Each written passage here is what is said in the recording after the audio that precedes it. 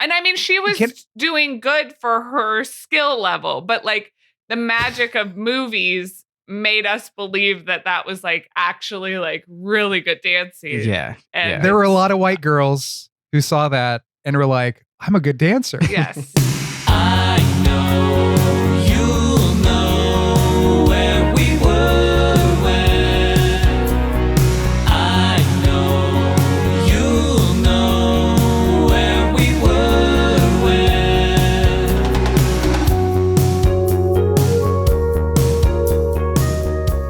Hello and welcome to Where We Were When, a podcast where we look back at the most memorable movie-going experiences of our youth and eat candy. I'm your host, Heidi Gardner, and I'm joined by my brother, Justin Gardner.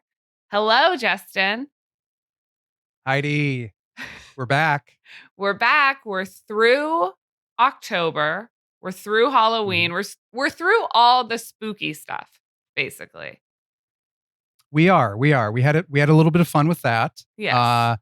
And now we're punching back in. We're bringing you new guests, new topics.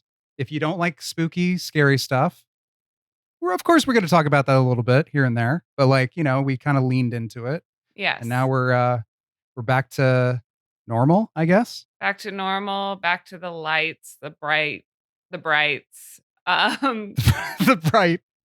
the bright lights. Yes. The cityscapes. The New York. Our guest tonight is a New Yorker / New Jerseyer.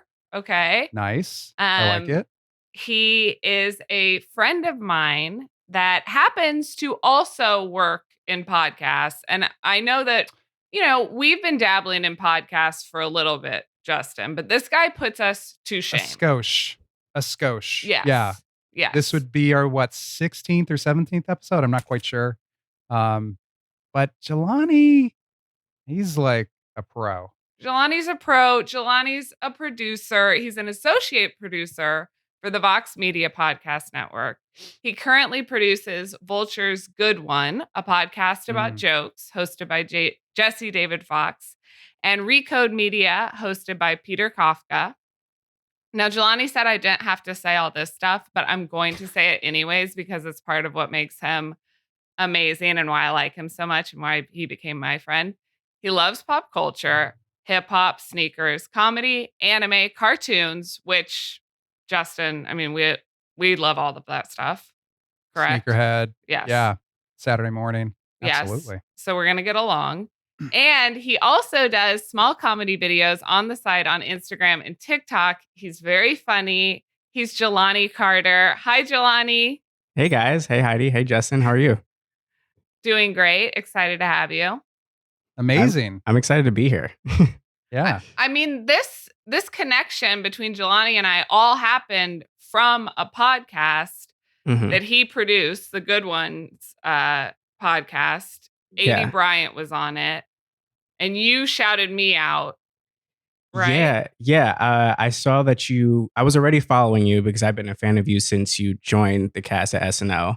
And I saw that you shared it and I was just like super hyped and I was like, oh my God. So I just swiped up and sent a reply. I'm like, hey, you're like one of my favorite cast members. Thank you for sharing the podcast. I work on it. So it's like, it's awesome to see like other people from SNL like it. And then you followed me back and gave me a shout out as well. And I was like freaking out internally because I was like, this is so insane. And and then I realized I was like, oh, you're actually like paying attention. Like you would like some of my pictures and reply to me. And we just kind of built the friendship from there. And then you saw my little brother's like t-shirt designs. My younger brother, Nico, he's a college student in DC and he makes these awesome t-shirts. And I don't think you realized that I was like sharing his designs. And then when I like explained it, you were like, this is even cooler. Yeah. So shout out to Nico for alley-ooping that. But yeah, it's been an awesome friendship. We recently had you on our show on Recode Media, which I'm super excited about.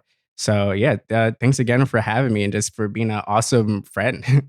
Of course, I feel the same way. I oftentimes have been kind of baffled by social media sometimes, like what's the purpose? And like, I mean, I know that there's a purpose, but sometimes it's overwhelming. Sometimes it can feel Like, there's a lot of purposes. there's a lot of purposes. But sometimes it can feel the opposite of good. But then there are these times where like you can make a connection with a person where right off the bat, like, I just like felt good vibes and felt a connection to you. And I have to say, just like also support and encouragement, it's like whenever you write me and like tell me good job about something or you've listened to this podcast, it feels really good. Like when one of your good friends or family members like gives you support. So I Yeah, really, when I saw you guys started the podcast, I was like, oh, this is genius. It was like a no-brainer. And especially when I like found out what the premise was, because like me and my Nice. friends, we were always talking about stuff that we grew up on and relating on nostalgia, especially with like Nico is I'm 7 years older than him, so he's like Gen Z.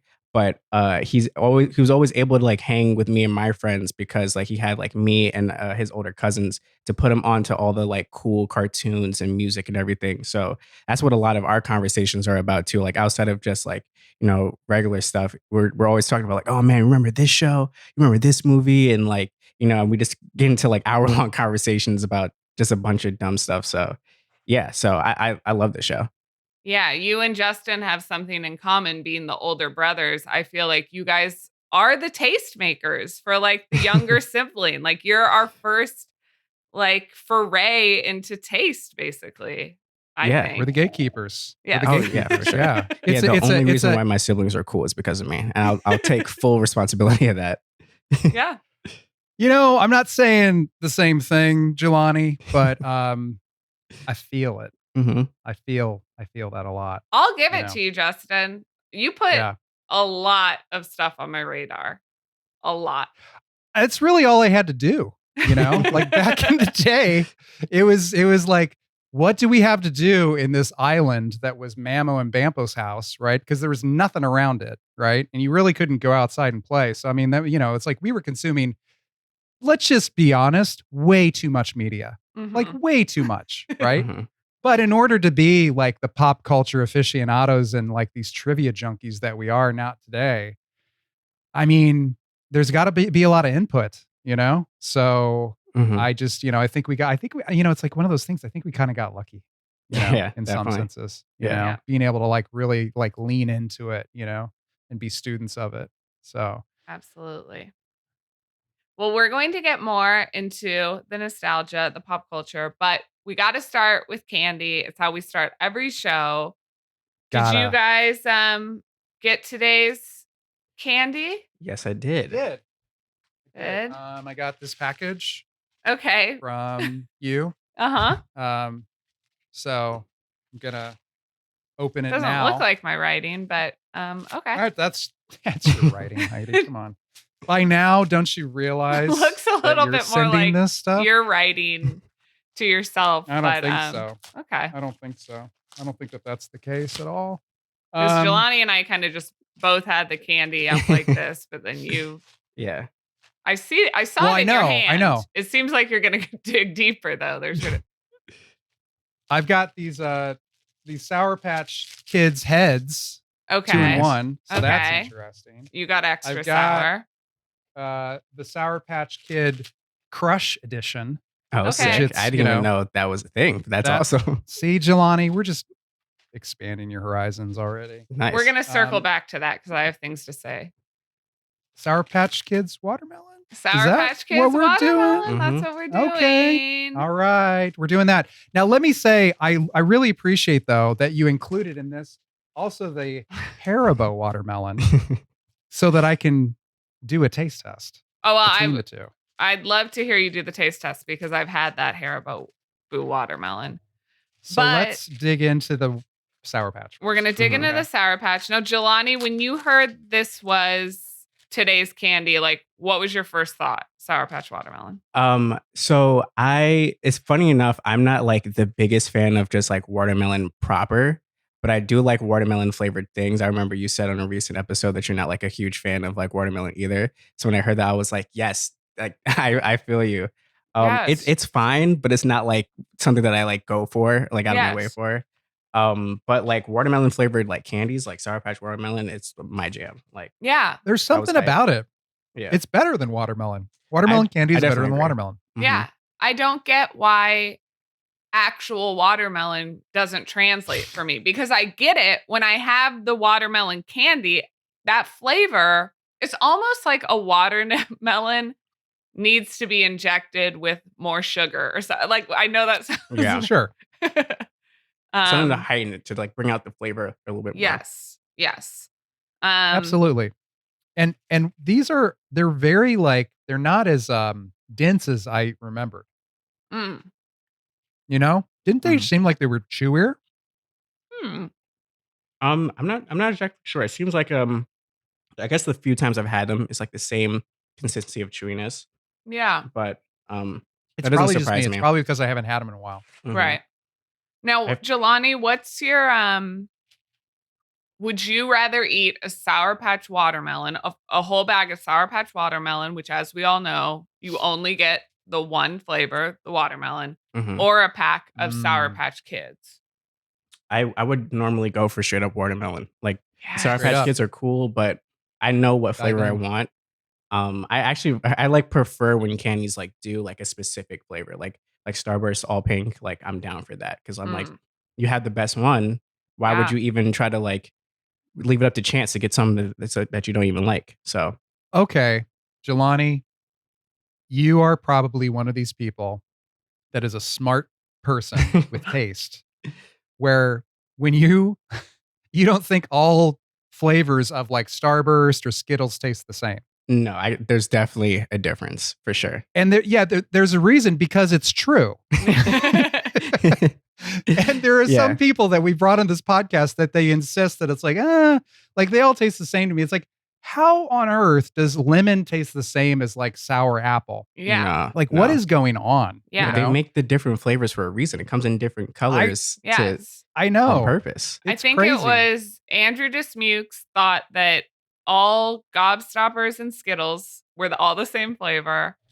And then So we not true. had Madison Ward, and he thought, I think all Starburst were the same flavor. And we were No. like, you guys, no. No, they wouldn't make a all pink bag or all red bag if they were all the same flavor. Like it Yes. makes no sense. Yes. Logically, it makes sense to us. Emotionally, it makes sense to them. Yeah. So I give them a little bit of room. But you Mhm. know what I'm going to do? I think we're definitely I am right in gonna- this situation. This is Haribo. Yeah. Haribo. This guy. These are soft and sweet. The OG gummy makers. I feel like Yes. Like they're absolutely. classics. You know what? Not as good. It's not as good. The softness, because it's Mhm. not all compact. Mhm.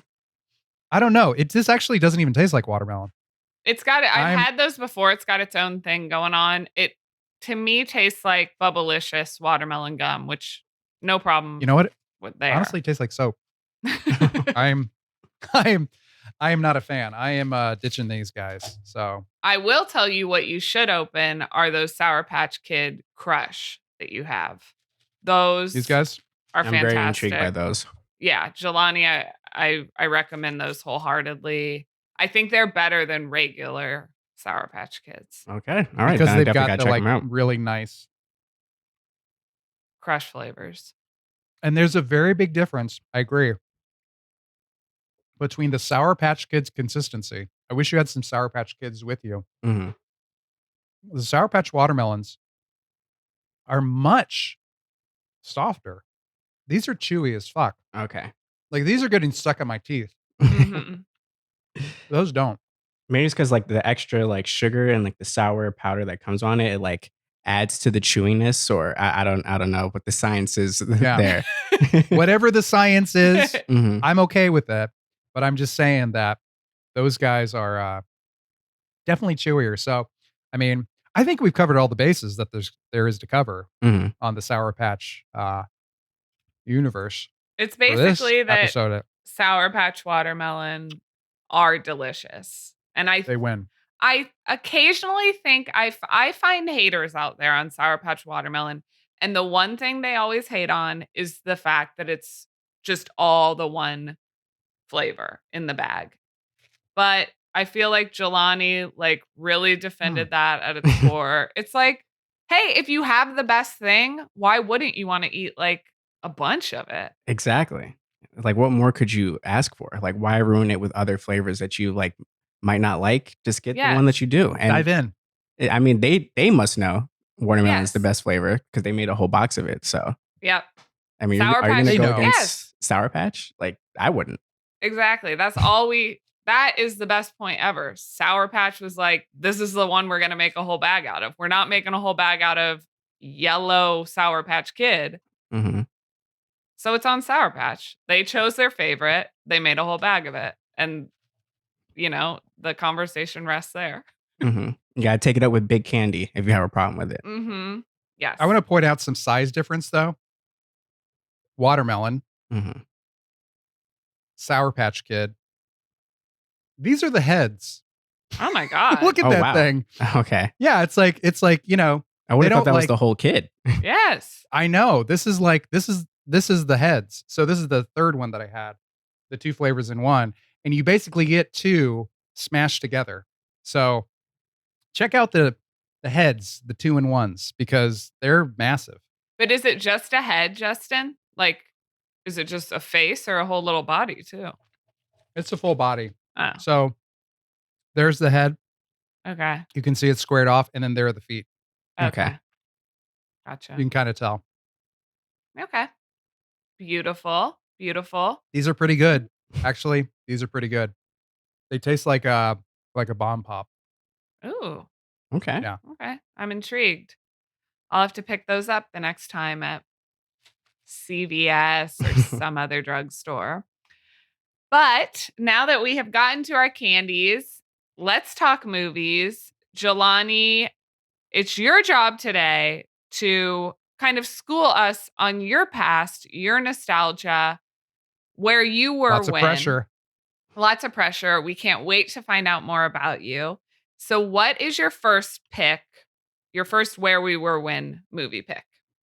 So my first pick is the 2004 cinematic masterpiece, You Got Served. Yes. Oh, Yeah. son. So I feel like black kids of a certain age, I'm 28, so I'm a millennial. There's like maybe like 5 to 6 movies that's kind of like mandatory that we watched growing up. I would say You Got Served is definitely one. Drumline, ATL, Roll Bounce. We can add like Love Don't Cost a Thing. Like there's a whole bunch of like movies that I feel like everybody my age like has watched. And You Got Served was like the one that I gravitated towards the most, I feel like. I was a very like rambunctious kid. I was always hopping off the walls, always dancing. I liked being like the center of attention, especially when I was younger. And I had like, I would say I don't think I had a lot of movie going experiences when I was younger, but I definitely had a lot of movie experiences in general. Because like growing up, I lived with my cousins as well as my siblings. So I feel like it was just hard for like my aunts and uncles and my mom and dad to like get all like 5 or 6 of us Yeah. to go to a movie theater. But Yeah. we've had a It was lot still of expensive back then. yeah, still for expensive. sure. Yeah. So like if Because we it wasn't just the movie, it was the concessions and it was Mhm. like all that. So it's like times yeah, 6 Yeah, you- multiplied by 6. yeah, you really had to plan out those days if you wanted to have like a full on sibling cousin movie night. But we had a lot of DVDs and we had a lot of time in cars. We had like a house in Pennsylvania when I was like super young. So those drives from Brooklyn to Pennsylvania were like 2, 3, 4 hours. So we had like the same DVDs in the car all the time. And You Got Served was one of them. And I watched it so many times, even with the commentary on. That's how many times I watched this movie that I can't watch it without the commentary. Oh my gosh, I love when there's like a first on this show. And this is our first, like, I watched this movie in the car a lot where we were Yeah. when. I mean, that Yeah. makes me really happy because I feel like that was something that was after my time, basically. I feel like by the time like movies were starting to get played in cars or DVD players, like I was driving at that point. I was the driver, so I couldn't watch a movie.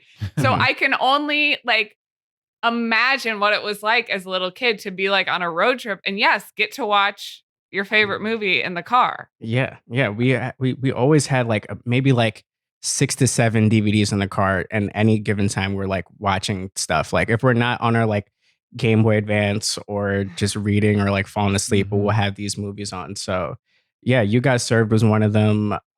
We had Little Manhattan was like another one. That would have been another choice. I love Little Manhattan. Yeah, I'm like besides- blanking on Little Manhattan. Yeah. Who was in that? I don't. So think I know Little what that is. Manhattan, I think it was young Josh Hutcherson, and he's like a kid on the Upper East Side, and he's like 12, and he's like experiencing the world. Like he's able to leave his block radius for the first time, and he like falls in love, breaks his arm, gets his first kiss. It's like a very Josh cool, like Hutcherson. yeah, Wow. a very Little cool coming Manhattan. very cool coming of age story. So I watched that movie a bunch too, because I was like that right age. Right. So yeah. Okay. And so you were living in Brooklyn at the time. Yeah. But we Okay. had like a house in Pennsylvania. My dad is also from New York. And I feel like there was like a certain point was like, I want a house. I want to raise my kids in a house and not an apartment. So he found this like random house, like super far out. So like on the weekends, we would go to that house, and like during like Christmas and summer break. And then during the week, we would stay in Brooklyn at my grandma's. So like those weekend rides was just filled with DVD watching. And yeah, so that's where a lot of my love for like movies and like cartoons came from, because like I just had so much time to just watch stuff. And in the car with you, it was your brother Nico, who we Yes. talked about. And then Yeah. you've got a sister, Yeah, my sister Ebony, she's the middle child. the middle Yeah. child. Okay. Yeah. That's me. Sounds familiar. Yeah, so it was me, Nico, and Eb, and my mom and dad, and we would just watch these movies all the time, and it was great. And what was it about You Got Served? Like, okay, had you seen the previews for You Got Served? Like, had you been excited to see this movie? Was it on your radar? Can we explain it just a teeny bit? Can we explain Yeah. You Got Served just a teeny Yeah. bit, just so that people get some context? So- Because people might not have heard of this movie Yeah, either. so You Got Served was basically a movie starring Marcus Houston of immature IMX fame, and also Sister. He played Roger, and Omarion from B2K, and all the members of Omarion, and they were in a dance crew, and they were battling other dance crews for money. And it's like a cool, just like teenage story. Like Steve Harvey's in it, playing like the kind of like the older mentor. There's fights, there's dancing. Yeah, and I was like super obsessed with like hip hop dancing, especially when I was like super young. And I know the reason why this movie in particular was on my radar, because I was a huge like B2K and Bow Wow fan. Like Okay. I wanted to be, like, when I first heard of Lil Bow Wow, I was like, that's what I'm gonna do. I'm gonna become a rapper, and I'm gonna be the youngest, coolest rapper ever, and I'm gonna get my ears pierced, and I'm gonna do all this stuff. I went to the first Millennium tour with my brother and my Whoa. sister and everything, which was like their first like big huge tour. So I was already down for whatever Bow Wow or B2K was involved in at the time. So yeah, and like it was a movie about like breakdancing, and I thought that was like the coolest thing. I was like, how do I find a crew full of people to breakdance with and do backflips and just do random stuff? And That's what I wanted to get to, though. Mhm. Breakdancing. Yeah. Coming back, because there's been a lot of breakdancing movies there, but there was this little pocket, right? Mhm. During the 80s, you know, where you had Breaking and Breaking 2, Electric Boogaloo, Mhm. which I don't really think did breakdancing like any favors, Was you know, was the- because it was, Was like, Electric Boogaloo made the by- one when they dance on the ceiling, or they did oh like? gosh. I know there's one where there was definitely a scene where it's like kind of ridiculous that they're like stretching. There were stretching some the powers good- of breaking. Yeah, there were some good break dancers in it, but the problem is they were in a bad movie, right? Mhm. And made by people who didn't understand breakdancing at all, right? Mhm. And You Got Served, I think, I mean, it understood breakdancing. Yeah. It understood the culture. It was Yeah. made by people who understood the culture. Yeah, I think it was. I mean, for me, I feel like it was like one of the first times I actually saw like good dance sequences in movies. I don't know if you guys are like super into TikTok, but like one of the trends on TikTok is certain people recreating dance scenes and kind of like pointing out how ridiculous the dance Oh, moves yeah. are in those The movies. biggest TikTokers are the dancers, right? Oh yeah, for sure. Yeah, So for like sure. you have like Step Up and Honey and all these like movies like Save the Last Dance that had like all these kind of like dance scenes, but they were not like, you would think they're good because they did smash cuts and you're like a kid at the time. So like, oh my God, this is amazing. And then you watch it when you're older and you're like, wow, these are pretty trash. Like, I don't understand how they were going to pass this off as like, this person is like the greatest dancer in the world. And like the whole movie like rides on their back. But then like rewatching some of the scenes of You Got Served recently, I was like, oh, like everybody's fire. Like everybody is killing it right now. Legit. And this still holds up. Yeah. Like, I know there's people that hear certain songs like Pump It Up by Joe Budden or songs by like Freeway, and they hear those songs and they immediately think of those dance scenes. And they're like, it's like that iconic how awesome those battles were in that movie. Yes. And it's so crazy too. I've gone back and watched some of the battles, like the amount of people involved and that it looks flawless and seamless still. Like, I just can't imagine like all the like rehearsal and prep, everything that went in to making those battles just kind of look easy, which obviously they're not. But I mean, it's like magic. And I just recently went back and watched the dancing and Save the Last Dance. And it's like, yeah, at the time, I thought Julia Stiles was like Julia Stiles. I was going to say Julia Stiles. Yeah. You go back and you look at that. And it's rough. Yeah. Rough. Yeah. Please, let's play some clips so that people can see this, because sorry, Julia, but I mean, she's made her money. She's moved on. Yeah. And I mean, she was doing good for her skill level, but like the magic of movies made us believe that that was like actually like really good dancing. Yeah. And there were a lot of white girls who saw that and were like, I'm a good dancer. Yes. Because they saw that. Yeah. And they were like, looking back, not so much. Not so much. The thing about, well, that's the thing. It spawned. You Got Served spawned everything else. Right? Yeah. You wouldn't have, I don't think the world really know Channing Tatum. Yeah, I don't think so. If it wasn't for, You Got Served happening and then the rest of the movies happening, right? Because he was in Step Up. Step Up, right? Yeah. And that came after. And it was because You Got Served like paved the way, for that. And then also it turned like there was all these movies and then it turned into TV shows. So You Think You Can Dance, super popular. You're basically the dance version of American Idol. Yeah. Right. Yeah, So you're right. I didn't really think about that, all those connections, but you're totally right. Spawned all of this, Because it was kind of like, it's like the first thing that like tested the waters of like, will people be into this? And like, people were like, yeah, this is like really fucking cool and like, exciting. Looking back, it was like it was like #1 in the box office. It premiered during, I think the trailer premiered, or it premiered like Super Bowl weekend. So like, it did like really well. So it wasn't like something that's like a cult classic and only like certain people remember. Like, it was a huge deal and it did very, very well. So yeah, you're totally right.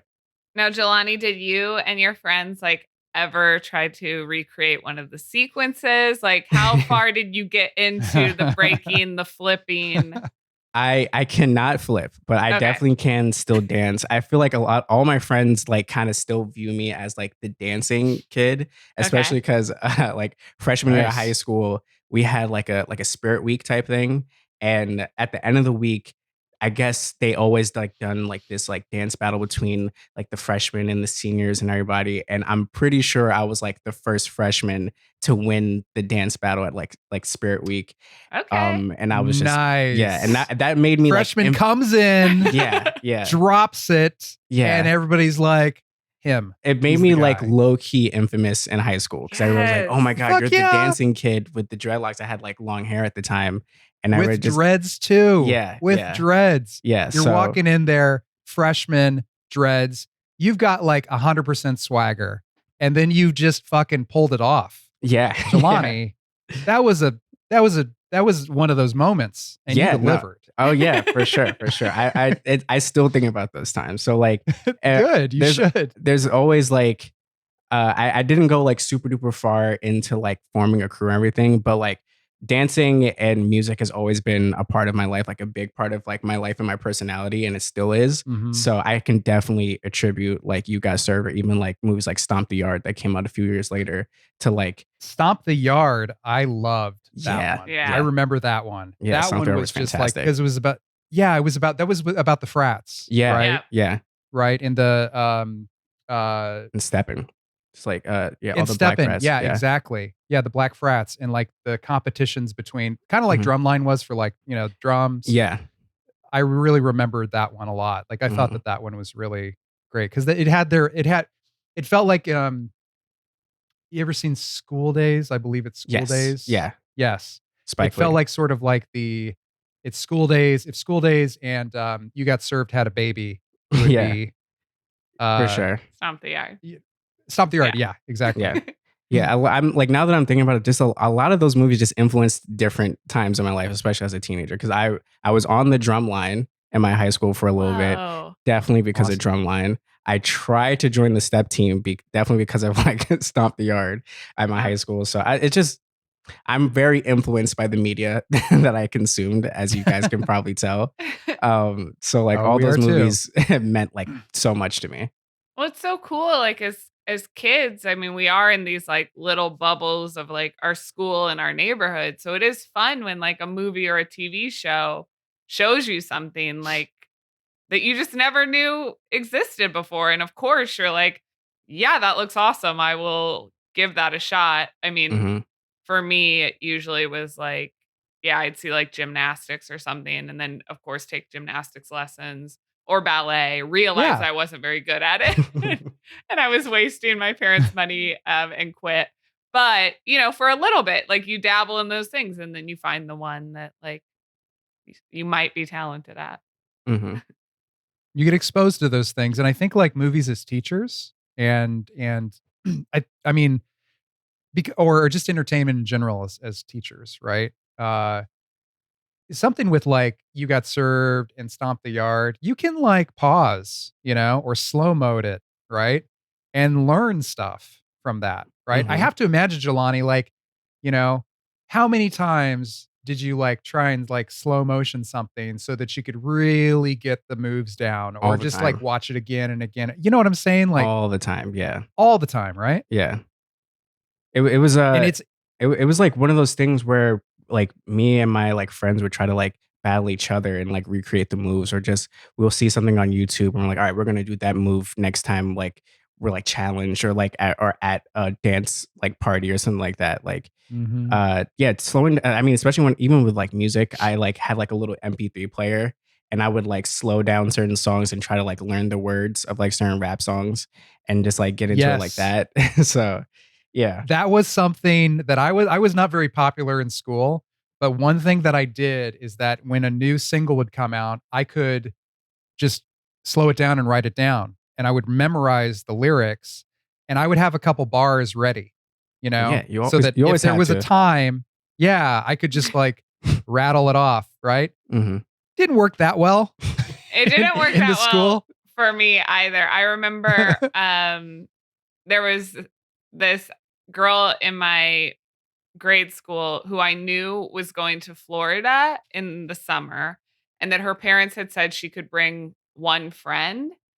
And I had heard she was into the band 311. So I bought their CD at Walmart, and I memorized the lyrics to the song down. And we were swimming one day, and I like basically performed the song, and I thought that would earn me the trip to Florida. And she went ahead and picked someone else.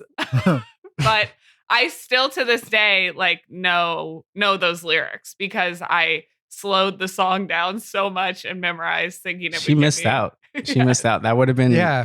sick. The dedication alone, Yeah. I've been like, oh yeah, like you're totally my friend now. Thank you. But you know what? I'm shocked hearing you say, Jelani, is that just that you were like, yeah, we would learn these moves just in case someone challenged us. I'm like, the confidence. I can't even imagine. Like, you gotta even, be prepared always. You Oh my never know. God. Especially when I was like going to like high school and like middle school, like we would go to so many different like parties, especially out in Jersey.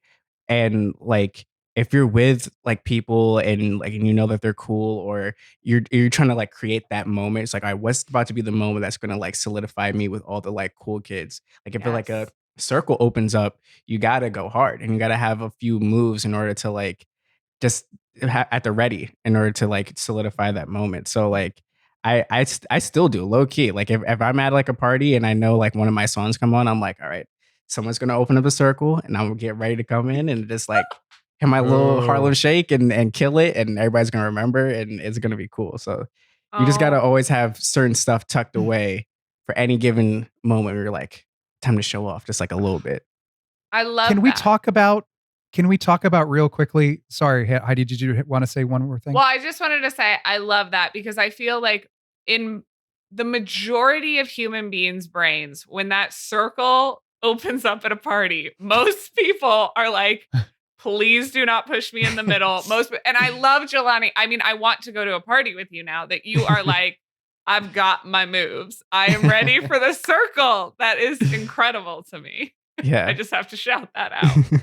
Jelani, what you have to do, okay? If you go to a party and Heidi's there, what you have to do is you have to pull her into the middle, right? And then dance around her. So she can just, do this, right? Mm-hmm. And you're just dancing her. So it's like, it Makes looks it look like you guys have a combo a little bit, move. Yeah. Yes. like a I combo, can right? point. And she's voguing, right? Uh-huh. And then you're doing like the hard shit, right? Yes. It would look amazing. Oh yeah, for But sure. I want I'm to talk so about down. that. You got it. Look at what I just did for you, Heidi. Thank you. You can now be part of a dance battle without having to do much. Yes. New Jersey, New York. Mm-hmm. So we grew up in Kansas City, Missouri. All right. Mm-hmm. When you talk about having to be ready, right? Jersey and New York is a completely different beast when you're talking about growing up and being a teenager. Yeah. Because there is so much competition and there's so much, I think, pressure too. Yeah. To perform or to be something else, something bigger, right? I don't think we really had that as much, like, I mean, of course, you have your pressures, right? But when you're in Jersey and like right over the state line, and then you're also in New York and you just have this big city, what's the mood? Like, what's the temperature that like as a teenager, what's that vibe? Like, I mean, what is that like to have that much kind of pressure on your shoulders as a teenager? Yeah, I mean, so I moved to Jersey when I was 14. So it was like the summer right before high school. So there's like a little part of me that I kind of regret. I'm just like, dang, I wish I stayed in New York, because I feel like those like real teenage years is what really solidifies you as like a New Yorker and as like a cool kid. But like growing up in Jersey, you get like a bit of like an underdog type of like sense of self to it, where you're like, all right, I gotta go harder than the New Yorkers and everybody else just to like double prove myself. But like, I had a lot of friends that were into like sports and fashion and music, and you just always want to like keep up with the Joneses, especially as like a teenager. You know what I mean? Like, I gotta get the like flyest shoes, or I gotta know what the new song is. I gotta know what the new dance is, and like it's kind of just ingrained in you to just be like, all right, what's like the next cool shit?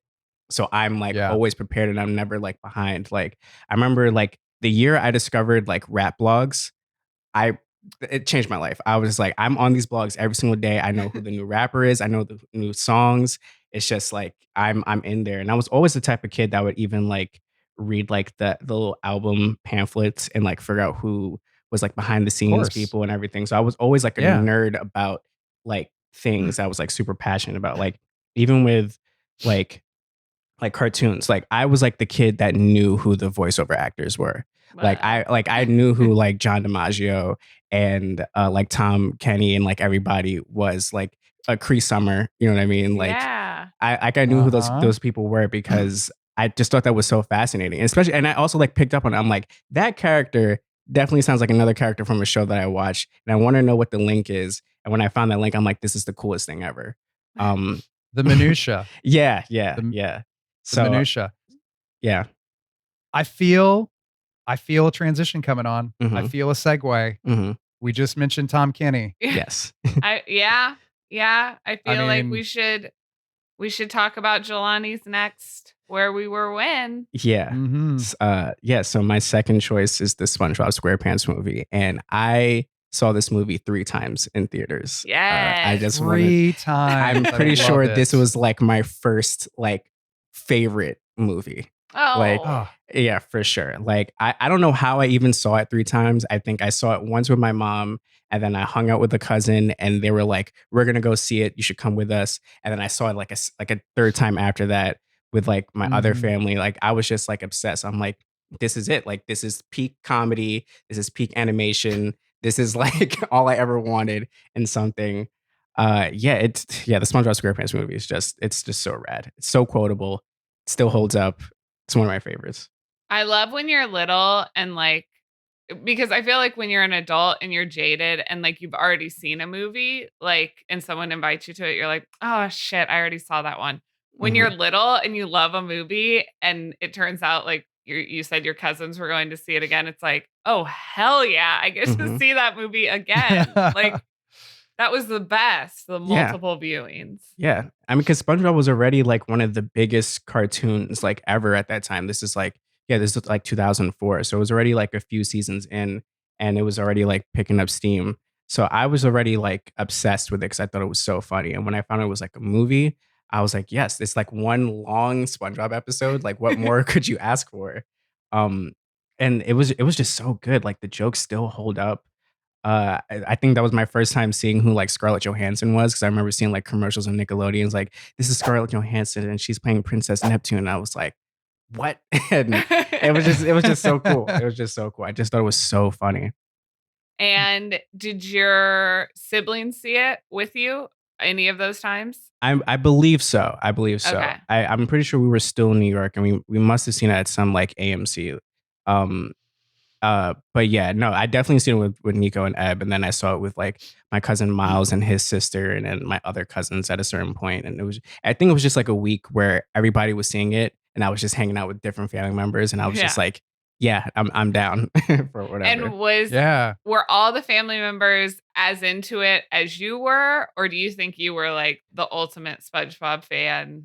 I feel like I liked it a little bit more. Yeah. Yeah, because I'm pretty sure I was the only one that saw it multiple times. Yeah, It Yeah. sounds like it. Yeah. Yeah, it sounds like it. yeah. That's a funny thing too when I mean, I remember like always seeing a movie and then hyping it to your friends and then you want them to like it like I mean, I guess I kind of still do that as an adult. You always hope the thing you love the most like someone else is just Mhm. as crazy about.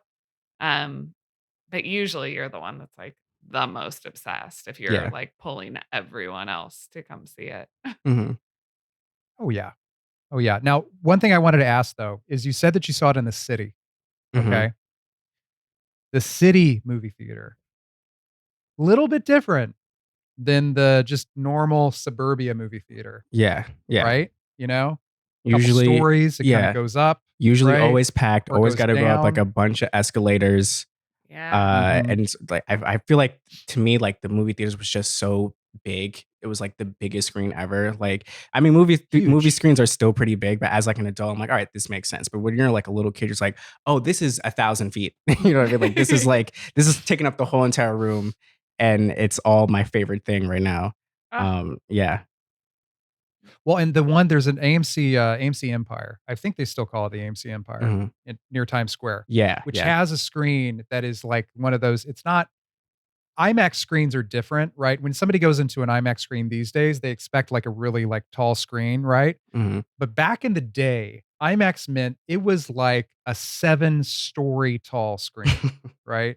It was an insanely big screen, Yeah. right? So that's like the floor to ceiling type of almost like, the IMAX screens at the zoo, where Mhm. they would have those like special 15-minute movies where it's like beavers building a dam, but the Mhm. beavers were like Yeah, or like at stories a tall, right? planetarium.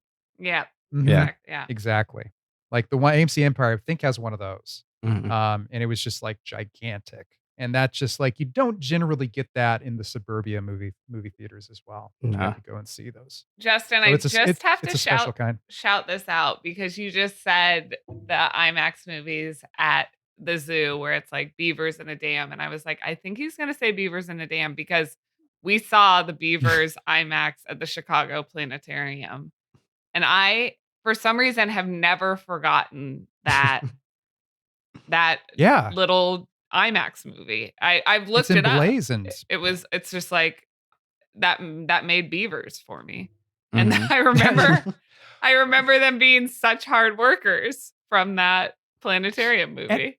And if you know anything about IMAX, like cameras, they had to like do. It's all like they were inside of the beavers' homes. Yeah. Mhm. So how the fuck did they do? Like, you think about like how they actually like do this shit, right? I mean, it's a legit dam, right?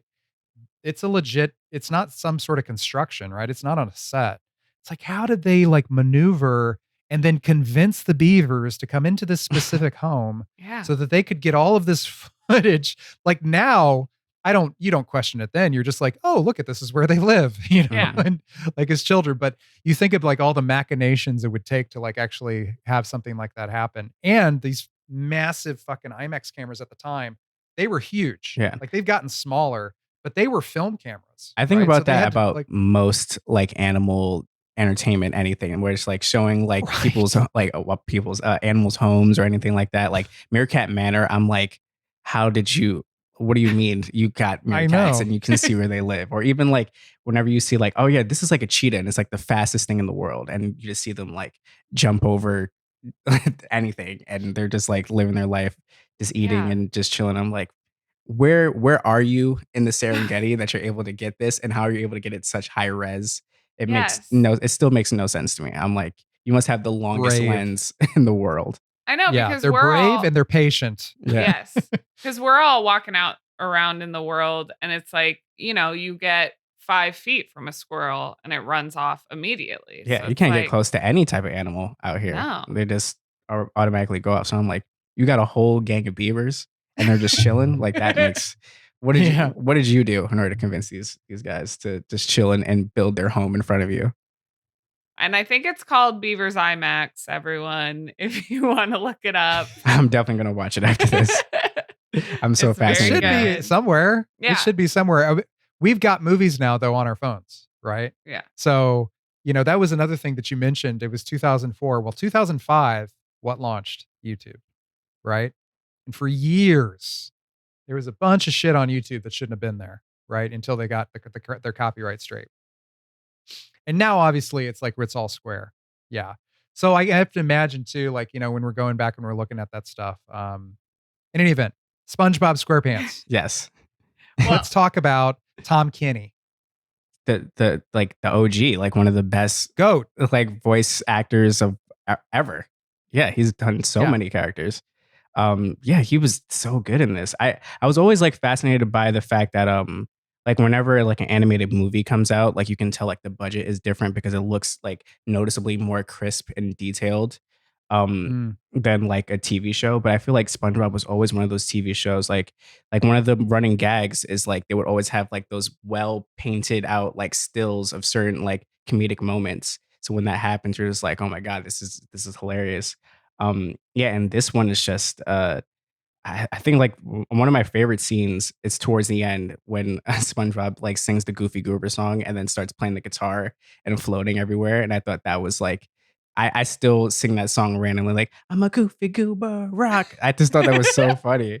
Or like the Now That We're Men song, and they're like going into the trench and you see all these like big, huge monsters like joining SpongeBob and Patrick singing this like crazy song, and they start doing like a little slap dance. Too many moments. There's too many moments. I love this movie so much.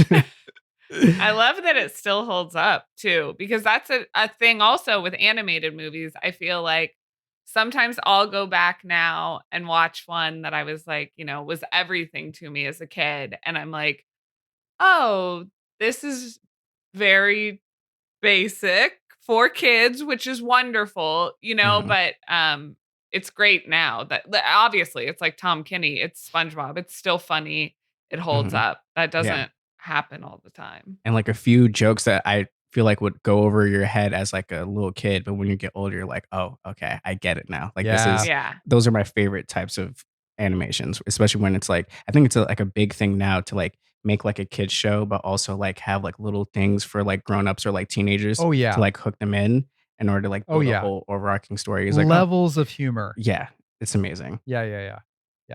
And that's something that I think that show did really well. And I think it was one of those shows. I mean, early on, again, if you think about OGs, like pretty much they all do it now, Mhm. right? So you had some Comedy Central cartoons that were they were really aimed at adults, Yeah. right? So like I would say like The Critic, right?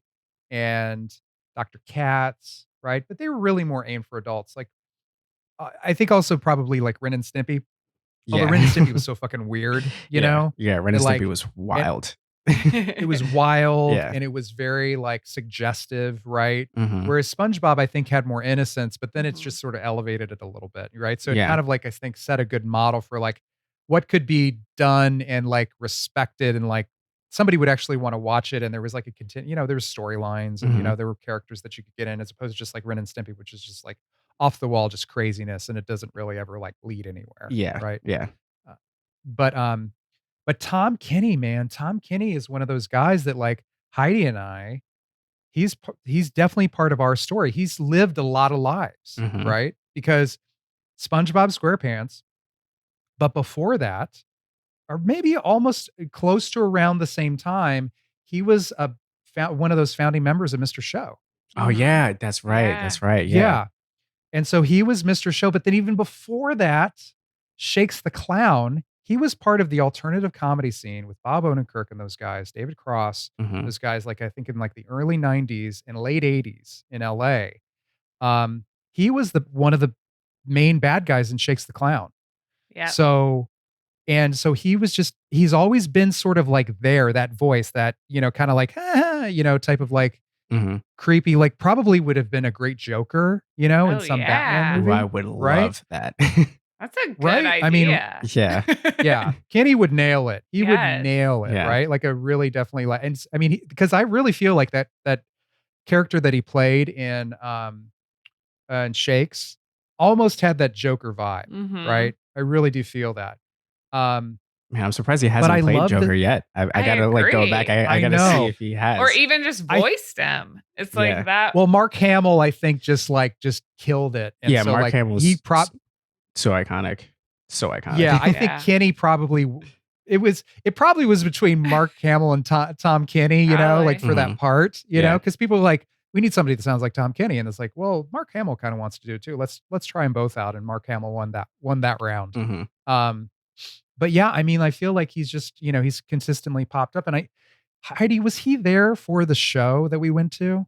Was Tom there for that show? I don't think he was. I feel like Okay. we would have remembered that, but I don't Yeah, think I he feel like he was. was maybe the only one of like that original troupe that Yeah. wasn't there. That was like an improv Um, comedy troupe, like super back in the day. Mr. Show was an HBO show back in the late 90s. Okay. I'm like Mid to, kind mid of to, familiar with like Mr. Show, but I yeah, haven't. Yeah. I'm more familiar with the people that were a part of that group, but not really like the show in general. But yeah. it was very much a hey, let's do something absurd, and then one sketch will lead into the other, a la Monty Python, right? Mhm. So it was on for I think 3 seasons, and it was on at like midnight. It was one of those like cult shows, and as Heidi was saying, it's something that I really loved, and then I brought to her, Yeah. right? And Tom Kenny was part of that like original troupe, and he always brought that really like over the top energy, right? Where all the other guys like could do that, but that was sort of like his like Mhm. thing, Yeah. you His know. bag. Yeah. And he was really that guy. And so then as you're saying this, like when you're talking about, oh, wait a second, is that guy? Like when I heard SpongeBob for the first time, I was like, I know that voice. I know that voice. Who is that? Right. And then like because I didn't really know Tom Kenny, like, just as one of those things, like I just didn't know the name. Then when I looked him up, I'm like, holy shit, the Mhm. guy who was in Shakes the Clown, the guy who was in Mr. Show. And now he's, this if you get on a show like The Simpsons or like SpongeBob, right? I mean, Yeah. right? Yeah. You For sure. are set. Yeah. I And feel he's like been doing that for ever. Yeah. I mean, he's so many ever. different like iconic cartoon characters, at least from my childhood. I mean, he was in Cat Dog, he was in Rocko's Modern Life, Camp Lazlo, SpongeBob, of course. Everything, Mhm. everything. And he has one of those iconic Yeah. voices where you can kind of like at this point for me, I know his range. So like when I hear something that's like kind of in his range, I'm like, oh, I know that's him for sure. So yeah, he's super iconic. One of my favorites. Like him and Cree Summer are probably like my favorite voiceover actors. Now, who does Cree Summer voice? She's basically like every single black character you can think of in like a cartoon. Like she was Susie in Rugrats. Okay. I don't know if you guys ever watched like Codename Kids Next Door, but she's in that. I'm pretty sure she was in All Drawn Together too for Comedy Central. Yeah, she's I've heard of Drawn Together. yeah, for sure. I haven't seen it. I know cat dog. Is it cat and dog or Yeah, cat dog. Yeah, or cat dog? Yeah, I think I've seen little glimpses of that, but I haven't seen any of But the didn't she used to like act too? yeah. I'm pretty sure she was in a different world for a little bit too. Yeah. Yeah, she was so good. Different world. Who was she in a different world? I don't remember the character's name now. I don't know. Yeah. Oh man, But that's what I knew her. That was from. a show that we watched. We watched A Different World. Yeah, love a that. lot. Well, I'm so Yeah, we would that's so know. good to hear that. I mean, she's so talented, and then that she voices everyone. Yeah, she's super iconic. Amazing. I had a question about when you would go to the theaters, Jelani. What was like your go-to like concession order? What did you guys like to get? Popcorn, always. I'm a huge Yes. popcorn person. I still eat Nice. popcorn all the time. Popcorn, and then I'm a big I like crunch, and I also like at the time Butterfingers BB. I don't know if they have that anymore, but that Yes. was my thing. All the Bart Simpson commercials like got to me. I was like, this is the coolest thing ever. Yes. I love like peanut butter and chocolate, so that was like right up my alley. But yeah, popcorn is always consistent. Real quickly, let's go back to Butterfinger real quickly.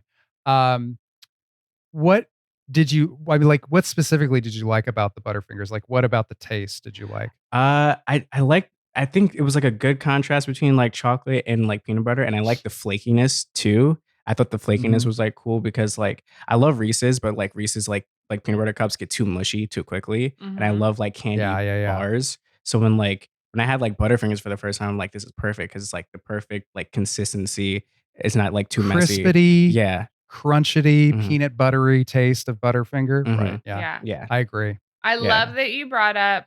I feel like you just solved a mystery for me by bringing up the Bart Simpson of it all, because we did like many shows ago. We did Butterfinger Bites, and I remember saying I always loved Butterfinger as a kid, but I didn't get it a lot because I felt like it was like too good for me or something. Like I felt like it was like elite candy. Bourgeoisie. But I think maybe it was that it was like too cool because of Bart Simpson. Like I think there was something in my head. I got in my head. How did you think this? I mean, because he is like one of the coolest. Bart Simpson? Eat my shorts. He is like one of the coolest like cartoon characters. Yes. And he had like a slingshot and everything. Like in my mind, I was like, oh, this is what like the cool rebel kids eat. You know what I mean? Yeah, like exactly. All the cool bad boys eat Butterfingers BBs. So people took those in their slingshots, and like, of those of us who have slingshots, of which there are many, that they were firing those things, of course, absolutely. A weapon and a snack. It's like in New Jersey and New York, especially. Yes. Especially. Oh, for sure, I bet New there Jersey. were some Butterfinger BB wars. And then would you do butter? Do you do butter on your popcorn? Yeah. Okay. Yeah, butter on my popcorn. Like Come on. He's not a monster. I mean, I had like a very small moment when I was like super into kettle corn because my mom was into kettle corn. I thought I was like, oh, it's like sweet and salty, blah, blah, blah. But then I was like, you got to always go back to home team. Like butter, especially like movie theater butter is like, it's perfect. It's butter flavored topping. Yeah. It's probably it can't even be classified as buttered. Yeah. It's probably the worst thing for you ever, but it's my favorite thing. Yeah. It's fantastic. I think probably black tar heroin is a little worse. Yeah. So just like a teeny bit. Yeah. Popcorn, black tar heroin. Yeah. Right next door to each other. But it's tough to turn down. And do you get butter throughout, or do you get just butter on top? I usually get like butter on top and kind of like shake it down a little bit. Yeah. Yeah. I do like a little swivel type of deal, shake it. Yeah. I want Try all and get it down. I want all the popcorn to feel the buttery love. I don't want any pieces of popcorn to go untouched. That's so nice. Next of time, Jelani, a tip, just say, hey, can I get that with butter throughout? And you will get multiple tiers of butter throughout the popcorn. I didn't even know you could do that. You just blew my mind just now. Oh, yes, my Seriously, friend. I did not even know you could ask. You just say butter throughout. And they're like, yes, sir. And they'll put a little bit of popcorn in and they'll go over to the butter machine, shake it, and they'll do it for you. That's a game changer right there, for real. It's a game changer. You know what I like about this? It's we're dealing with two big brothers, but you're the older big brother, Justin. So you just gave another big brother a tip that he can now. Yeah, it's gonna cascade down. Yeah, the trickle down effect. It's perfect. Yeah, that's right. Everybody and listen, I give that Jelani for free. You don't have to credit me. You can just be like, hey, guess what, Nico? Ask for butter throughout. And you're like, what? He's like, trust me. Trust me. He's like, they just put butter into throughout the whole thing. It's like, I heard on good authority that they will do it for you. You don't even have to worry about it. You don't have to worry about it. Well, those were some wonderful picks, Jelani. Definitely. I don't even know if we've had an animated movie yet on the show. Am I one of the first? I'm excited. Oh, man. That's a good, you know what? Oh, twist my arm. I don't think we have. I don't think we have. I really don't think we have. And we haven't had just like a predominantly like dance film either. Like that really No, centered. definitely not. Yeah. So no musical, no dance. Yeah. So those are some firsts. It's what I do as a big brother. I put people on. I do things first. You know what I mean, and then like set the tone. So it's in my nature. You brought it. All guests from here on out. You better really bring it.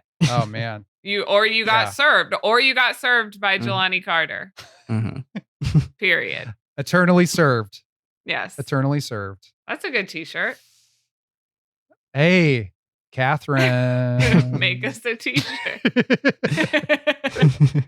I don't think there have been any for a few weeks, so she probably just rolled her eyes. There's been plenty of other stuff though. If you saw those Halloween episodes. Oh no, I know there's been but not t-shirt. Good Lord. Catherine just keeps killing it with everything and the motion graphics. And like, I was watching the Halloween episode and then all of a sudden our like music starts to change and then the cobwebs come in. I'm just like, wow. Mm-hmm. Amazing. Yeah. But t-shirt. Eternally served. Eternally served. I would like the first one free. Just like it's a nice size medium. We're good. You got it. We'll give you a medium NFT. Sweet. A digital version. Once we start printing them up, yeah, we will. Absolutely. You'll get the first one. But in the meantime, it will be a digital picture and it'll be delivered right to your email. Can't wait. What a great deal, Justin. Now we close out every show with a segment we like to call That's So Raven, which is all about what we're into now. We talked about what you were into then, but we would love to know, Jelani, what is something you can't get enough of these days? What are you obsessed with? Oh, man. My first instinct is definitely saying comic books. Heidi knows I'm a huge comic book fan. Okay. The MCU is taking over my mind right now, especially because we got a few movies and series coming up. So I've been reading Matt Faction's run of Hawkeye right now in preparation for the series that's coming out soon. Okay. So I just been in on that. I've been watching the animated show Inside Job on Netflix with Alex Hirsch and Lizzie Kaplan, I think, is playing like the titular role. It's about this woman who pretty much works for like the secret government. Like they're like the reason why everything happens. It's just like really funny and really interesting. And that's just like basically I always like, I love sitcoms. So I always like go back to my like go-tos like New Girl or Community. And just like, comic books and sitcoms. That's like my thing. That's pretty much it. Now, comics, do you go to the comic book store every week and pick them up? Every few weeks, yeah, for sure. Okay. I have so many single issues that I got to catch up on. I legit just bought like a container to organize everything and a bunch of like bookmarks. Yes. There's just something about Yeah. like having like physical copies of stuff. Like I also have like the Comixology app, so like whenever I'm on the train commuting to work, it's easy to. I don't want to always bring books with me, but there's just something about like going to a comic book shop and like seeing what's out, seeing and just like because I'm a big visual person, so I'm like this cover looks cool. I'm gonna see what it's about, and I'm just like buy it. It's like $5, and it doesn't always have to be like from like the big people like DC or like Marvel. It can be like Image or like somebody more independent than that. Um, but I just love like getting into new stuff, like new characters, new stories. Now, how far into the Hawkeye run is it? Is it complete, the Matt Faction one, or? I believe it is. I believe it Okay. is. I think probably like maybe the last one came out either like a year or two ago. Okay. I read the first volume. I'm like halfway through the second volume, which is like I think each volume is about like 6 to 7 issues. So Okay. I'm like halfway through. Okay. Well, when you finish it, I mean, not to plug my husband, but he just took over Amazing Spider-Man, and so that will be coming out. Have you heard of that, Jelani? Like it's a minor character. And it's like a really independent label. Yeah. So I know that like you might not have heard of this, I mean, I think this it's like it's character, probably but like some kid from you should- Queens, right? That kind of. yeah, you should give it a shot. Yeah. You should give it a shot because I think that this could be like a really big deal Mhm. someday. I mean, if they have a chance to make movies out of this character, I think they should do it. I don't know how big that it's gonna could be. I mean, would people really like would a spider Mm-mm. Yeah. person is like a spider person, spider boy? What is spider? Oh, Spider Man. Yes. Spider Man. Well, Mhm. that's Spider-Man, why. okay. That's why they really need these fans. So if you could just pick up an issue of Amazing Spider-Man, They need it. Yeah, Absolutely. Jelani, if you could tweet that, if you could just like put it out there, because Zeb, like, I mean, like he's struggled to like, kind of make a name for himself in the Mhm. comics industry. Mhm. Like clearly, like he's working on this really, really like small title. Yes. Mhm. So he could use any help. Hashtag it. For have sure. you heard of Spider-Man? Have you heard of And I Spider-Man? think, yeah, and I think like we might be the reason that this thing blows up. So I mean, I hope so. Let's start the campaign. I'm let's do down. it. Have you heard of Spider-Man?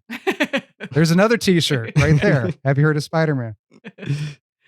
That's a good one. Can I really quickly though, Jelani? Mhm. I love you for many reasons, Thank you. but you go to the comic book store and buy comics, okay? Yeah.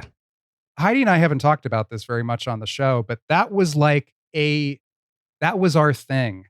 Going to the comic book store and picking up comics, and comics were huge for me too. Like that was another piece of media. That's what I read. Books are cool, right? Mhm. But comics are just a little bit better. Yeah. No, right? it's because they're it's my shorter. jam. Yes.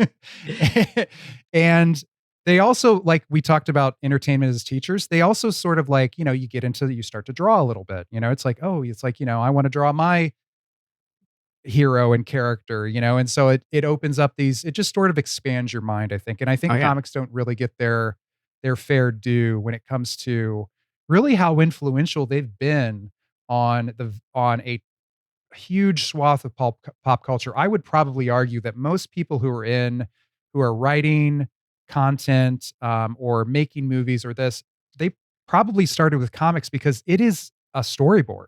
It's a movie. Oh yeah. Right. For It's sure. just not moving. Right. So I just want to give a shout out to all you comic book nerds, people who love to go in and actually like go into the comic book store too and walk through, smell the old comics, look at the new ones, leaf through some, buy a couple books, keep doing that because physical media is important, and I've got like 4 long boxes full of comics in my basement. It's real. Yeah, I mean, just to like, I don't want to like take up all the time talking about comics, but like that was like one of like the first things I think like my dad like gave me when I was like super young, like a bunch of like Milestone comics or like Static Shock and a bunch of like those characters. Like literally, like my Right. chain is a little Static Shock piece. So he's Cool. he's Love a it. big influence on me.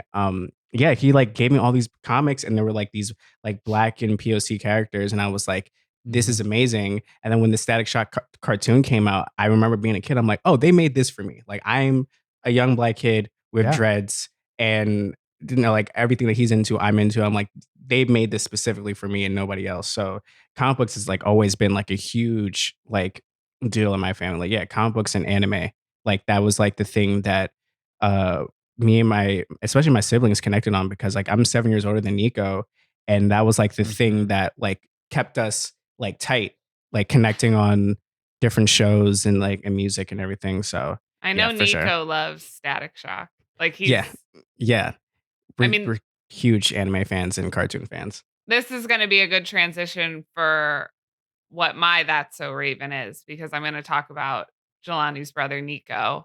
And so he's an artist. And I feel like, so first off, you can look up Nico on Instagram at the boy Nico is his handle.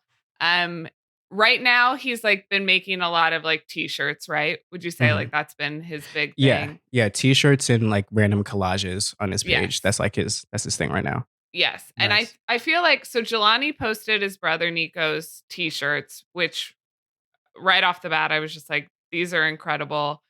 But he does these collages that are, number one, I love collage art. I used to make my own collages a lot in high school. Like, Do you still have those? I don't think I do. Okay.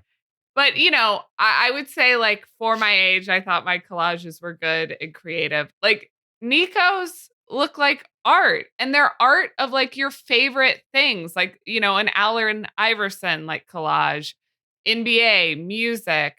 The first thing I ever saw was his Jay-Z t-shirt, which is some of his collage art. He's got an amazing Sade one. He just did a Pharrell t-shirt that's incredible. There's an anime one right now. Is it? Yeah, Sasuke from Naruto. That's like the current one. Yeah, it's so funny because I remember this is like a few years ago when he first started doing that. And like there was an artist on Instagram that he admired that was doing something similar. And like Nicholas was like, oh, I want to do that. I can totally do that. I'm like, hey man, like I think you can, like just figure it out. And he was like, all right, bet. And he just like started doing stuff on his phone. And then like a year later, like he saved up some money to get an iPad. And like now he's just so good at it. Like he sends me like his art like before he uploads it. He was like, yo, Jake, check this out. And I'm like, how is this so good? Like this is gonna be the one that's gonna blow up, and like, or everybody's gonna love this. So he's super. I'm like his biggest fan. Like I love him so much. He's so creative. Like seeing him like get big off of his art like makes me so happy. Yeah, because he also does hand painted jeans, which are incredible. Yes, I can't wait for him to start doing those Amazing. more. It's so good.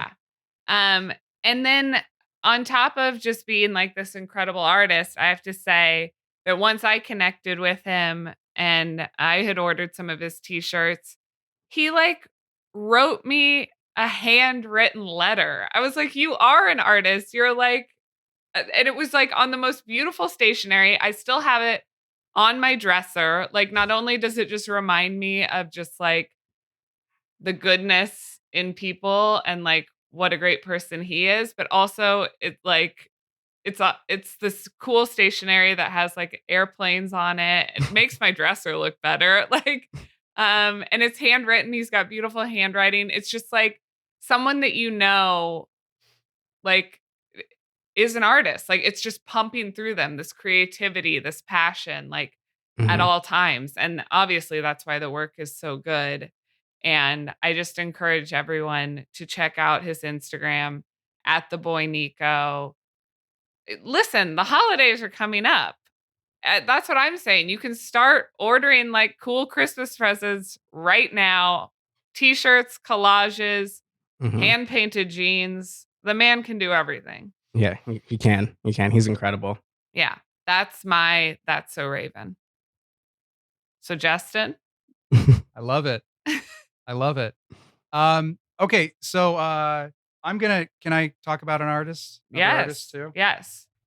You just have to immediately say they're not as good as Nico, but just kidding. I don't know that I can do that because this is the artist who Oh, yes. did these amazing pieces for us. That is so Lauren dope. Randalls. Yeah, can you Yes. check this out? Look at this. Okay. That is that so amazing? dope. And so we're going to be giving, you've got these pieces. You've got, and I think what we've decided is we're going to give it out to 2 people. Because we're a lot of people, but here's the thing, folks. A lot of people commented, didn't get a lot of contact information. So just make sure that you're letting us know where you're at so that we can pick. We've got these stickers, right? Nice. And I would love to be able to give these out to people, but we need to know where we need to contact you. Yes. So we've also got this amazing wax warmer. Oh, right. You get good things stuff. take time. Oh, that's then you Good things awesome. take time. And then you get Jelani. Okay. Like real talk. Good things take time, right? Mhm. This is an amazing wax warmer. Would you like to have this in your home? Yeah, I think so. Yeah, for sure. I thought so. Yeah. Yeah, I thought so. He thinks so. Yeah. Yeah. He thinks so. It's a good Well, if reminder. you think It's a good it- mantra to have, like a daily is a good- reminder. Yeah. There you go. There you go. So Lauren Randalls, you can follow her on Instagram. Same thing. Lauren LORAN DALLZ, Lauren Dolls, which is kind of a fun way to say Lauren Randalls. Mm-hmm. And it's kind of smashed together there. I remembered this time. Lauren. Yes. So And Lauren, we love you. we love you. I really hate that right before Justin brought you up, I said, you have to say this artist isn't as good as the one that I just brought up. I shouldn't be putting artists at war. I should They're just be both legends. Yes. Look at what you're doing. Look at what you're doing to the art world, Heidi. When really It's I like- just love them both. Mhm. You love them So, both, right? yeah. You can't pick. But she's got a lot of really cool Hollywood themed stuff or Halloween themed stuff. Yeah. But then she's also got our stuff. She does commissions. She just did a really funny lesbian in space commission with Scully and whoever Kate played in the Ghostbusters movie. Yes. I forget what the character's name was. Holtzman, Virgo, avid skier, gluten full, and 100% jazzed to meet you. They're in an embrace with a little Slimer, so you can check that out. Yeah. It's fun. The fun holidays stuff. are coming up. Buy from small businesses, artists. I mean, that's what I'm pushing. I agree. I have one more thing too. And it was just like, you know what else? Jelani. Mhm. You know what else is that so Raven? You're a sneakerhead, right? Yes. And I got to show you my kicks, Okay. my new kicks, because this is pretty impressive. So, you see this? Oh, nice. This is Aircast. Okay. And I broke my foot because it's walnut season in Kansas City. And guess what falls over the fucking ground when you're running outside? These green baseballs. So yeah, I slipped and fell. But here's the cool part. Okay, this is the cool part. So I'm kind of joking, but I'm kind of not, because it's an Aircast. The reason being is that right here, this thing, you can pump it up. Whoa. Oh, nice. Okay. Like the OG Yeah. Reeboks. Yeah. It's OG Reebok pumps. Yes. This is a cast that is also a Reebok pump. That is actually cool. pretty rad. Sneakerheads. You know what? You don't get this unless you break your fucking foot. So you can't buy this anywhere, you know? Well, you probably can. But get yourself a couple Aircasts, right? And I mean, you can you can act like you're like a superhero, right? Mhm. But you got to get 2, right? I only have 1 Right. because it's just on the one broken foot. I was going to say that's you look also- like a transformer. Mhm. It looks cool, right? Yeah. It looks pretty sleek. Yeah. Yeah. No, I'm liking it. So I've got a couple more weeks, right? And then who knows? I might buy another pair. I might buy another one just because. Just to complete the set. Can you imagine walking around with 2 Aircasts? Damn. Rocking that look? RoboCop. Holy shit. And yet, and you know what? For the audio listeners, yet another reason you got to come over and you got to watch sometimes because you got to see this thing. It looks pretty awesome. Mhm. So that's So Raven. Now, Heidi, Yes. we had a couple, fun segments in our last roundup, right? Yeah, they were okay. Fun. They were okay. I feel They were okay. Yeah, they were okay. We worked through some, I think some really, really important topics. Discuss some important issues that are facing the nation. And had some fun along the way. Sure. I think we're back though. I think we're back to like we agreed that we're back to like doing some pitches. I don't know that. I mean, Oh, I don't know that we. I remember. Yeah, we. No. Yeah, You remember? I mean, no, you said on air. A pitch is better than you talking about politics. So okay. Yeah. Right. Well, the limited amount of that I get to talk about it anyways. But I'm not talking about politics this time around. But listen, we've got a Okay, so here's the deal. Mhm. Here's the deal. We've got a podcast producer in our midst. Okay, so Jelani, Mhm. how about this? Okay, I'm sure you get a lot of bad pitches for podcasts. Yeah. Every day. A lot of people sliding into the DMs, being like, "Hey, Jelani, I've got an idea for this. I've got an idea for that." Well, guess what? One more, but I'm not sliding into the DMs. You're right here. Oh. So We you don't have to worry about. Jelani, No. you do not have to listen to my brother.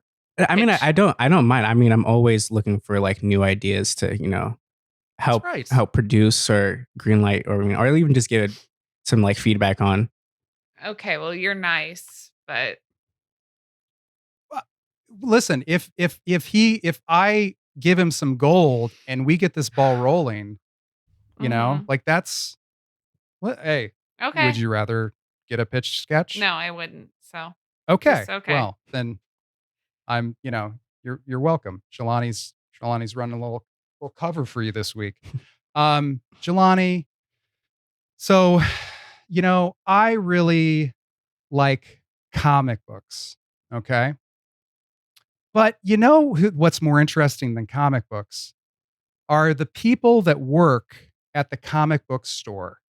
Okay. Okay. Those guys who are like hanging out there behind the desk, who are basically is like, "Hey, you can't read that, right? You need to buy that."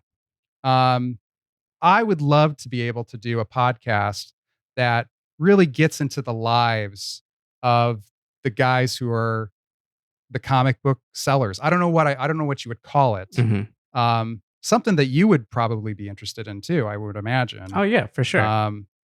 Comic book geeks, comic book.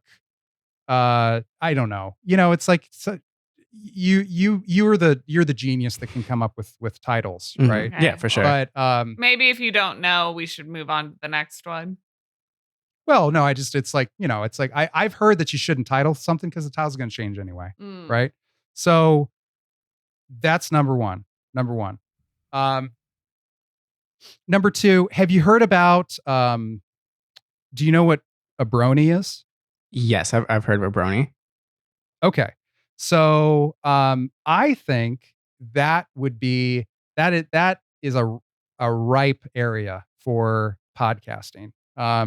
They seem to be really cool dudes, not creepy, and I think like a profile of a brony each week. And if people don't know what a brony is, it's essentially like a male fan of My Little Pony. Mhm. I think that would be fantastic. And I mean, My Little Brony. There you go. There's a title, Heidi. My Little Brony. Okay. That's pretty good actually. Yeah, that's good. You like that? Yeah. Okay. All right. Maybe you should stop since you liked it. I've got one more. And it's one that's like It's one that I think like, it's kind of in the zeitgeist right now. So like, I think that like, um, it's important and it's relevant. I mean, we're all kind of suffering through this like ridiculous like pandemic, and it's been really tough. And there's all these alternative therapies now. And I was recently came in possession of some ivermectin, and what I would like to do Oh my God. is Justin, is that the horse, like Joe Rogan dewormer well, stuff? it's still a human medication, but it can be used in a veterinarian application. But the thing about this stuff is that it's like I don't know if it's effective, but I'm taking these every day. Okay. And I haven't gotten paralyzed yet. No, we're not. So- No. You're not pitching Jelani and ivermectin or whatever it is podcast. That's all about that horse drug. Ivermectin Okay. is the drug. I'm glad I said it and wrong. it's- No.